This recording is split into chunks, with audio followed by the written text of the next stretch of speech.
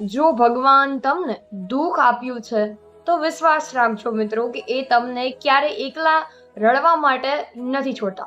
હા મિત્રો, ક્યારેક ક્યારેક જીવનમાં એવા દુઃખ આવી જાય છે કે જ્યારે કોઈ આપણી સાથે ઊભું નથી રહેતું, અથવા જીવનમાં કેટલાક એવા સમય પણ આવે છે કે જ્યારે માણસ અંદરથી સંપૂર્ણ તૂટી જાય છે, ત્યારે તેની પાસે કોઈ ઊભું રહેવા માટે પણ હોતું નથી. જિંદગીમાં કેટલા બધા એવા પડાવ હોય છે કે જ્યારે મુશ્કેલીઓ આવે છે ને, ત્યારે આપણે એને એકલા જ લડવું પડે છે. ત્યારે આપણી સાથે કોઈ ઊભું પણ રહેતું નથી, કારણ કે કોઈ પણ મુશ્કેલી આવે છે ને તેની પાછળ કોઈ કારણ તો હોય જ છે.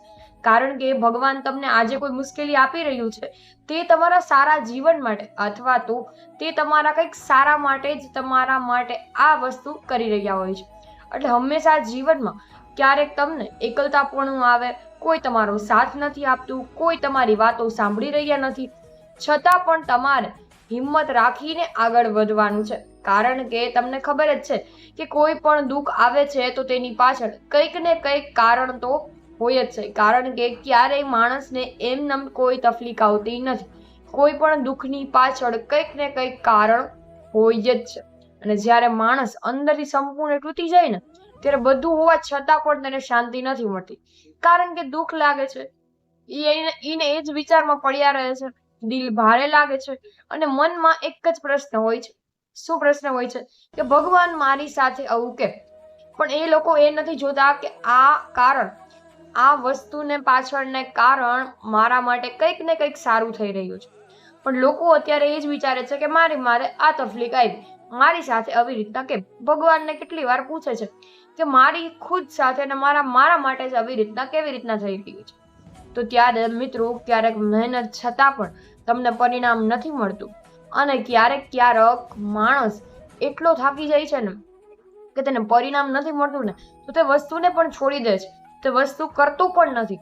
પણ મિત્રો, હંમેશા યાદ રાખજો કે કોઈ પણ પરિસ્થિતિ હોય અથવા કોઈ પણ કામ હોય, જો તમે તેમાં વાર લાગે છે ને, તો ભગવાન તમારા માટે કંઈક સારું વિચારી રહ્યું છે.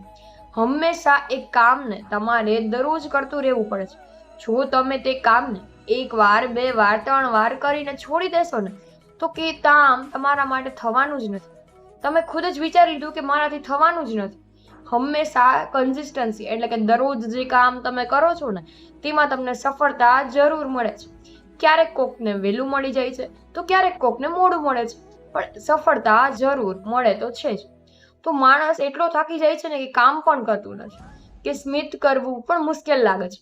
માણસને કોક બોલાવે ને ત્યારે પણ તે એવી રીતના બેઠો હોય છે ને કે જાણે આના જીવનમાં ખૂબ જ દુઃખ છે. પણ મિત્રો, તમે તમારા દુઃખને એકવાર અલગથી સાઈડમાં મૂકીને વિચારો કે તમારા કરતા વધારે દુઃખ કેટલા લોકોને છે. જે તમને મળ્યું છે તે કોઈને મળ્યું પણ નથી. કેટલા બધા એવા લોકો છે કે જે તમારી પાસે છે ને એનું સપનું જોવે છે કે આ વસ્તુ મારી પાસે હોય, આ રીતના હું જીવન જીવું. પણ તમારે એ વસ્તુનું દુઃખ એટલું લઈને તમે બેસી જાઓ છો ને કે તમે કામ પણ કરી શકતા નથી. મહિનો દિવસ 2 મહિના તમે એના વિચારમાં પડ્યા રહો છો. બધું મુશ્કેલ લાગે છે, પણ છતાં જે મુશ્કેલ લાગે છે ને એ કામ કરીને જે આગળ વધે છે ને, એના જીવનમાં સફળતા ક્યારે પણ રોકતી નથી. સફળતા મળે જ છે. ગીતામાં પણ શ્રી કૃષ્ણ એક બહુ ઊંડી વાત કહે છે. સાંભળજો મિત્રો, કે જીવનમાં જે કંઈ પણ થાય છે એ વ્યર્થ નથી. હા, એ વ્યર્થ નથી જતું. તમારા જીવનમાં આજે મુશ્કેલી આવે તો તેના કંઈક તમારા સારા જીવન માટે જ તમને મુશ્કેલી આવી છે. અને આજે તમારા જીવનમાં કંઈક ખૂટતું હોય, કોઈ પરિસ્થિતિ એવી આવે છે, કોઈ તમને સાથ નથી આપતું, તમને એમ લાગે છે કે મારી હારે જ આવી રીતના કેમ થઈ રહ્યું છે, પણ તેની પાછળ ભગવાનનું કોઈક ને કોઈક મોટું કારણ હોય જ છે. જો તમે એ સમજીને જીવનમાં આગળ વધશો ને, તમે ક્યારેય પાછળ નહીં રહો, અને જીવનમાં તમને સફળતા જરૂર મળશે. કારણ કે આજે જે કંઈ થઈ રહ્યું છે તે તમારા સારા જીવનની શરૂઆત, અથવા તો જે કંઈ પણ થઈ રહ્યું છે ને તે તમારા અને ભગવાન તમારી એક પરીક્ષા જ લઈ રહ્યા છે એમ વિચારીને તમે આગળ વધો. કારણ કે કંઈ પણ વ્યર્થ નથી જતું. ક્યારેક ભગવાન તમને તકલીફ નથી આપતા, પણ તે તમને પહેલા કરતા વધારે મજબૂત બનાવી રહ્યા છે. કારણ કે કોઈ પણ તકલીફ આપે ને તો તેમની પાછળ તેનું કોઈ કારણ હોય. કારણ એટલે કે તમને મજબૂત બનાવવું, અથવા તમને એકલા રહેવાથી તમે તમારી અંદર શું શું કરી શકો છો, તમે નવું શું કરી શકો, અથવા તમારા જીવનમાં કેમ આગળ એકલા વધી શકો, કારણ કે આ જીવનમાં બધું જ ટેમ્પરરી છે. ટેમ્પરરી એટલે કે કંઈ પણ ફરજિયાત એટલે કે કોઈ પણ જ્યાં તમે લગીને જીવો ત્યાં લગીને કંઈ જ તમારા માટે નથી. બધું જ આ જીવનની અંદર ટેમ્પરરી છે. પરમાનન્ટ હોય તે તમારા મનના વિચાર. તમે ખુદ જ છો. જ્યાં સુધી તમારું મન તમારા માટે વિચારશે નહીં ને ત્યાં સુધી તમે આગળ નહીં વધી શકો. કારણ કે આપણું મન તો હંમેશા બીજાઓ માટે જ વિચારતું રહે છે કે બીજા કેવી રીતના કરે છે એ હું કરું. હંમેશા તમે જોયું જ હશે કે કમળ છે મિત્રો, કમળ છે. હવે કમળ છે એ અને બીજું છે ગોલગટો, અને કઈ બી એવા 3 થી 4 ફૂલો છે. હવે એમ કહે જાણે કે ગુલાબ છે એમ કે મારે કમળ જેવું બનવું છે, કમળ છે એ કહે છે મારે આના જેવું બનવું છે. પણ એ વસ્તુ કરતા બધાની એક અલગ અલગ ખૂબી છે. તમે જોશો કે કોઈના જેવું કોઈ નથી. ગુલાબ છે કમળ જેવું નથી, કમળ છે એ ગુલાબ જેવું નથી, અને માણસ એક બીજા માણસ જેવું નથી. તો હંમેશા મિત્રો યાદ રાખજો કે ભગવાને તમને બધાને અલગ અલગ બનાવ્યા છે. બધાની અંદર એક એક ખૂબી છે, તે કોઈ જેવો નથી. તો ભગવાને તમને આટલા યુનિક બનાવ્યા છે, તો તમે તમારા માટે શું કરવું છે એ વિચારો. કોઈ જેવું બનશો તો તમે ક્યારેય પણ નહીં બની શકો. તમારી અંદર જે છે ને એ છુપાઈ જશે. તમે ક્યારેય પણ બહાર નહીં નીકળી શકો અને કામમાં આગળ પણ નહીં વધી શકો. એ જ રીતે કહું છું કે ભગવાને બધા માણસને અલગ બનાવ્યો છે. બધામાં એક અલગ અલગ ખૂબી છે. એક માણસ જેવો કોઈ નથી, અથવા તમારા જેવો માણસ કોઈ નથી, મારા જેવો માણસ કોઈ નથી. એટલે ભગવાને બધાને અલગ અલગ માણસ બનાવ્યો છે. બધામાં એક અલગ અલગ ખૂબી છે કે જે કોઈમાં નથી. તો તમને એક યુનિક માનો અને તમારી અંદર શું છુપાયેલું છે એ જોઈને તમે આગળ વધો. કારણ કે મિત્રો સોનું પણ આગમાં જઈને જ ચમકે છે. અને મિત્રો તમે જોયું હશે સૂર્ય પણ એક અલગ છે. સૂર્ય પણ એક આખો, એની જોડે કોઈ નથી, તો પણ તે આખા ગામ અથવા આખી પૃથ્વીને તે ચમકાવે છે. એવી જ રીતે આપણી અંદર પણ કંઈક એવું છે કે આપણે આગળ વધી તેને અલગ જ રીતના અલગ જ તમને સક્સેસ મળે. પણ લોકો ખુદની અંદર શું છે એ વિચારતા જ નથી. બીજાની અંદર જજમેન્ટ કરે છે કે આની અંદર શું છે, આની અંદર શું છે. પણ તમે ક્યારેક તમે વિચાર્યું છે કે મારી અંદર એવું શું છે કે હું બધાથી અલગ નીકળી શકું, ચમકી શકશું? નહીં, કોઈ અત્યારે વિચારતું જ નથી. લોકો બધાની કોપી કરવામાં જ આગળ વધે છે. મિત્રો મહાભારતમાં પણ જુઓ કે પાંડવોના જીવનમાં કેટલું બધું દુઃખ આવ્યું, કેટલા બધા પડકારો આવ્યા. વનવાસ મળ્યો, અપમાન સહન કરવું પડ્યું, કેટલું બધું, પોતાના લોકો સામે યુદ્ધ પણ કરવું પડ્યું. પણ મિત્રો શ્રી કૃષ્ણ ક્યારેય તેમનો સાથ છોડ્યો નથી. કારણ કે તે હંમેશા ખુદના વિચારો, ખુદને શું કરવું તેના પર જ ચાલતો હતો. એટલે શ્રી કૃષ્ણએ ત્યારે એનો સાથ નથી છોડ્યો. એટલે જ્યારે પણ જીવનમાં ખરાબ સમય આવે ને ત્યારે એક વાત હંમેશા યાદ રાખજો કે જે કંઈ પણ થઈ રહ્યું છે તે તમારા સારા જીવનની એક શરૂઆત માટે જ થઈ રહ્યું છે. જીવનમાં ક્યારેય કોઈ સાથ ન આપે ને ત્યારે શ્રી કૃષ્ણને અથવા તમારો સારથી બનાવજો. તે તમે નાની વાત હોય કે મોટી વાત હોય, તમારા જીવનમાં કંઈક સારું થઈ રહ્યું હોય કે ખરાબ થઈ રહ્યું હોય, તમે બધું જ ભગવાનને કહેજો કે મારી હારે આ રીતના ભગવાનને તમારે ફરિયાદ નથી કરવાની, અથવા એવું નથી કહેવાનું કે તમે મારી સાથે સારું કરો.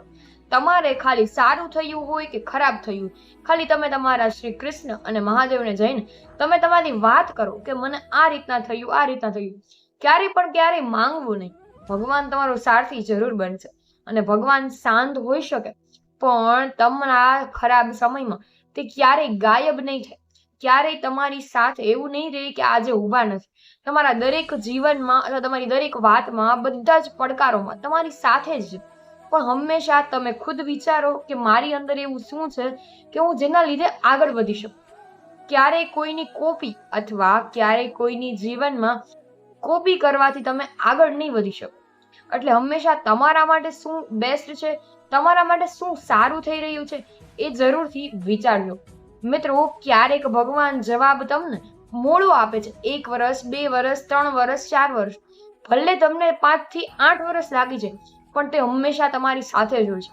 તમારા સારા જીવન માટે જ તમારી સાથે હોય છે. એટલે હંમેશા કૃષ્ણને સારથી બનાવજો. ભગવાન હંમેશા જવાબ મોડો આપે છે કારણ કે તમને અંદરથી તૈયાર કરી રહ્યા છે. તમારા અંદર જે તમે ક્યારેક નિરાશ થઈ જાઓ છો, ક્યારેક રોવા માંડો છો, તેમના બધાથી તમને એક અલગ જ જીવનની શરૂઆત કરાવવા માંગે છે. એટલે તમને અંદરથી પણ તૈયાર કરશે. તો મિત્રો, આજનું દુઃખ કાલની શક્તિ પણ બની શકે છે. જો તમે ધીરજ રાખશો તો જે આજનું દુઃખ છે ને, જે તમારી કાલની શક્તિ બનશે. આજના આંસુ છે ને, તે કાલની સમજ બની શકે છે. અને આજે જે માણસ તૂટી રહ્યો છે ને, તે એ જ માણસ કાલે એક દિવસ સૌથી મજબૂત બની જશે. પણ ધીરજ રાખવી પડશે ને, તમારી અંદર શું છે તમારે બહાર કાઢવું પડશે. તેથી હાર માનશો નહીં અને પોતાને ક્યારે એકલા સમજશો નહીં, કારણ કે હંમેશા શ્રી કૃષ્ણ અને તમારી અંદરના જે મનના વિચાર છે તમારી સાથે જ હોય છે. પણ તમારે તેને ઓળખવાની જરૂર છે, કારણ કે જ્યારે બધા જ લોકો સાથ છોડી દે છે ને, ત્યારે ભગવાન સૌથી નજીક જ હોય છે. અને મિત્રો, હંમેશા વિશ્વાસ રાખજો કે સમય બદલાશે, પણ પરિસ્થિતિ પણ બદલાશે. સમય બદલાશે, પરિસ્થિતિ બદલાશે, અને એક દિવસ તમે પાછળ વળીને જોશો ને, તો તમને સમજાઈ જશે કે જે થયું ને તે તમારી માટે જ સારું હતું. કારણ કે મિત્રો, હંમેશા જો તમારી પાસે કંઈ થઈ રહ્યું હોય ને, તે તમારા સારા માટે જ થઈ રહ્યું.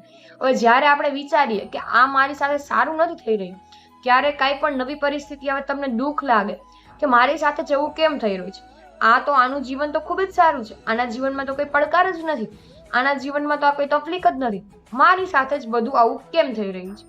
ત્યારે મિત્રો, હંમેશા એક વાત યાદ રાખજો કે જેના જીવનમાં વધારે દુઃખ હોય, જેને દુઃખ હોય, પરિસ્થિતિ આવે, અલગ અલગ પડકાર આવે, તમારા પરિવારજનો તમને સાથ ન આપે, ત્યારે તમારા જીવનમાં મોટું કંઈક થવાનું હોય છે.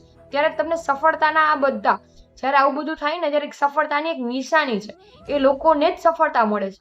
જો દુઃખ ભગવાને આપ્યું છે ને, જો તમારા જીવનમાં ભગવાને દુઃખ આપ્યું છે ને, તો શાંતિ પણ એ જ આપશે. તમે ખોટું વિચારી રહ્યા છો કે મારા જીવનમાં આવું કેમ થઈ રહ્યું છે. બધાના જીવનમાં એક અલગ અલગ ભાવ આવે છે, એક અલગ અલગ વસ્તુ આવે છે કે જેના લીધે તમે આગળ વધી શકો, પણ આપણે એને ઓળખતા નથી. આપણે બધું જ ઓલું કરી નાખીએ છીએ, અને આપણે બીજા કેવી રીતના કરે છે, અને બીજા શું વિચારે છે, બીજા કેમ કરે છે, એ જ રીતના આપણે બીજાના વિચારમાં પડ્યા રહે છે.